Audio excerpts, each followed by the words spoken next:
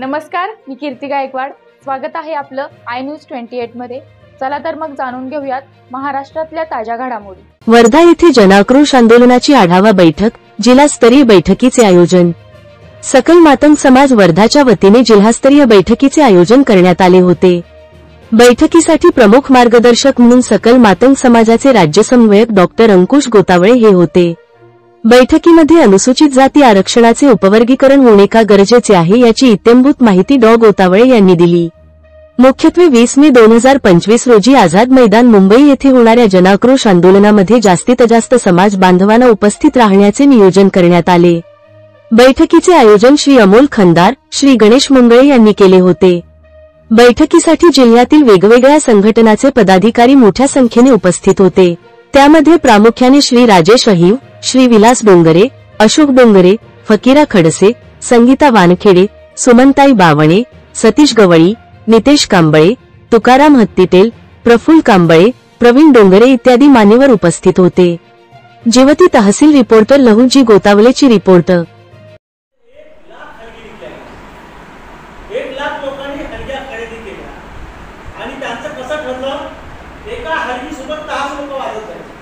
एका गावातून जर आपण निघत असेल त्या गावातून एक हलगी निघणार आणि 10 लोक एका गाडीमध्ये बसणार आणि डबडा वाजवत आपण जाणार। येथील कसं असतं, सरकार कुणाला घाबरत नाही मी तुम्हाला सांगत आहे। जेव्हा ही तयारी चालू होती, तयारी चालू असताना 7 तारखेला आंदोलनाची तारीख निश्चित असताना 3 तारखेला तिथल्या गोपनीय शाखांनी CIDSA तिच्या ज्या काही गोपनीय शाखा त्यांनी सरकारला आवाज दिला की साहेब म्हणे आतापर्यंत तेलंगणा स्टेटमध्ये 1 लाख हलग्या विकल्या गेलेल्या आहेत आणि एका हलगीसोबत 10 लोक आले असं गृहीत धरलं तर कमीत कमी 10 लाख लोक त्या मैदानावर गेले। आणि हे मादिगा लोक इतके जीवन होते। याच्या पहिले त्यांनी आंदोलन केलं होतं बशीर बागेमध्ये। बशीर बागेमध्ये आंदोलन केल्याच्या नंतर सरकदार पाऊस होता। जुलै महिन्याचं आंदोलन होतं। एवढा पाऊस होता तर त्या पावसात 40,000 लोक बागेत बसले, रस्त्यावर बसले। पाऊस चालू असताना कोणी उठलं नाही। 5 जिल्ह्यात जाणारे रस्ते, आता कसं आपण चौकात आलो त्या चौकातून जाणारे सगळे रस्ते बंद झाले। जेव्हा चंद्रबाबू नायडू त्यांचे मुख्यमंत्री होते, चंद्रबाबू नायडू त्या आंदोलनाच्या ठिकाणी आले आणि त्यांनी सांगितले की पुढील 6 महिन्यामध्ये मी तुमचा विषय मिटवतो आणि तेव्हा ते लोक उठले होते।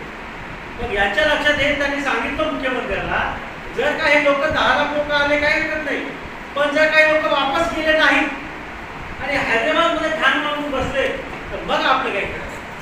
कारण आपल्या गावात येणारे टँकर बंद होतील, आपल्या गावात येणारा गॅस बंद होईल, पेट्रोल बंद होईल, कुठलीच गाडी बाहेरची येणार नाही, ॲम्ब्युलन्स बाहेर जाणार नाही आणि आपल्या इथल्या लोकांचं जीवन विस्कळीत होतं। असा त्यांनी गोपनीय आवाज दिला। त्याच्यामुळे तुम्ही काहीही करा पण आंदोलन झालं नाही पाहिजे असं तुम्ही बोलले करा।